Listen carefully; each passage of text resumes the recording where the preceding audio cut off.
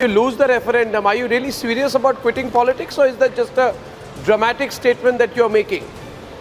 Yeah, if you no, what I am very clear on that. If people accept, why should I bother about politics also? I am fighting for a genuine cause. If people think that is genuine, yes, I am prepared to quit politics. So ఎట్టకేలకి వాళ్ళ Republic ఛానల్లో the great ex CM Chandrababu Naidu garu నేను politics నుండి quit అయిపోతాను ఒకవేళ నేను ఓడిపోతే అని చెప్పేసి ఆయన ముఖ్యంగా నేను కొన్ని న్యాయపరంగా పోరాడుతా ఉన్నాను అయినా ప్రజలు స్వాగతించకపోతే డెఫినెట్గా నేను క్విట్ అయిపోతాను అని చెప్పేసి అంటే ఈ విధంగా మాట్లాడటం ఏమనిపిస్తా ఉందంటే ఒక ఎమోషనల్ బ్లాక్మెయిల్ చేస్తున్నట్లు అనిపిస్తుంది. ఒకప్పుడు 2018లో 2023లో మీ అందరికి గుర్తుందా, తెలంగాణ ఎలక్షన్స్ లో కేటీఆర్ గారు కూడా ఇలాగే ఒక ఎమోషనల్ బ్లాక్మెయిలింగ్ చేస్తూ నేను గెలవకపోతే ఫామ్ హౌస్ కి అంకితమైపోతా ఫామ్ హౌస్ కి వెళ్ళిపోతా అన్నారు. వెళ్ళిపోయారు. ఇవాళ రోజు ఇక్కడ ఏపీ ఎలక్షన్స్ లో కూడా అదే సేమ్ స్ట్రాటజీ మన చంద్రబాబు నాయుడు గారు కూడా ఇక్కడ ప్లే చేసి ప్రజలకి ఒక విధంగా ఎమోషనల్ బ్లాక్మెయిలింగ్ కి చేస్తా ఉన్నారని చెప్పేసి మనం అనుకోవాలి. అంతేకాదు గత ఎలక్షన్స్ లో మనం చూసాం 2019లో ఒక 23 స్థానాలకే పరిమితం చేసి ఆయన కూర్చోబెట్టినటువంటి పరిస్థితి. ముఖ్యంగా ఇవాళ రోజును చూసుకుంటే కుప్పంలో కూడా గెలిచే పరిస్థితి లేదు.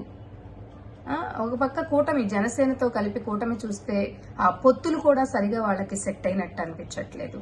అభ్యర్థులు ఎవరిని కూడా ఇంతవరకు ప్రకటించకపోవడం, అట్లాగే కేసెస్ తీసుకోండి, ఇవన్నీ కూడా ఇప్పుడంటే బెయిల్స్ వచ్చాయి, కొన్ని రోజులకు ఆ బెయిల్ క్యాన్సిల్ అవుతుంది కదా, ఆ కేసెస్ కూడా ఇవాళ రోజున ఆయన వయసు కూడా ఆయనకి సపోర్ట్ చేయలేనటువంటి పరిస్థితి. కాబట్టి అతను మానసికంగా కూడా కృంగిపోయారా, వీక్ అయ్యారా, ఇవన్నీ కూడా రీజన్స్. అసలు చూస్తే జనసేనని బయటికి వెళ్ళిపోయి ఇండివిజువల్ గా ఆయన కూటమితో పొత్తు క్యాన్సిల్ చేసుకొని సొంతగా ఆయన ఎలక్షన్ లోకి వెళ్తారా అనేటువంటి డౌట్స్ కూడా అందరికి వస్తా ఉన్నాయి. ముఖ్యంగా ఏదైతే చంద్రబాబు నాయుడు ఇవన్నీ చేయడానికి రీజన్స్ ఉన్నాయి అవన్నీ ఒక ఎత్తు అయితే, ఇవాళ రోజున మన ఏపీలో ఈ సంక్షేమ ఫలితాల వల్ల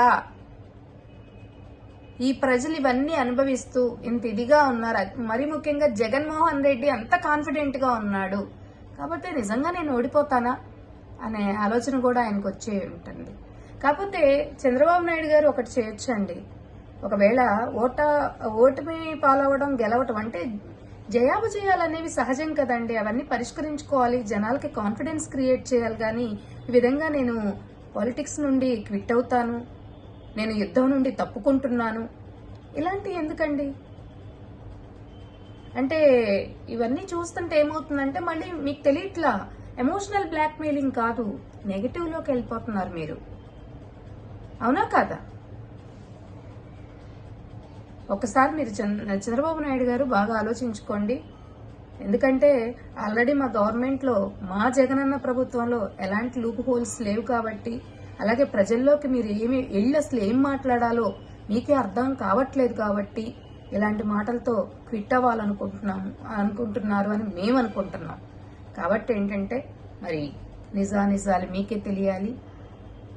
పొత్తులు ఎలా ఉన్నాయా, లేకపోతే ఎవరితో ఏం మంతనాలు చేస్తున్నారు, ఎందుకు ఇలాంటి డెసిషన్ తీసుకొని రిపబ్లిక్ ఛానల్లో బయటకు వచ్చారు, ఇవన్నీ కూడా మీకే తెలియాలి చంద్రబాబు నాయుడు గారు.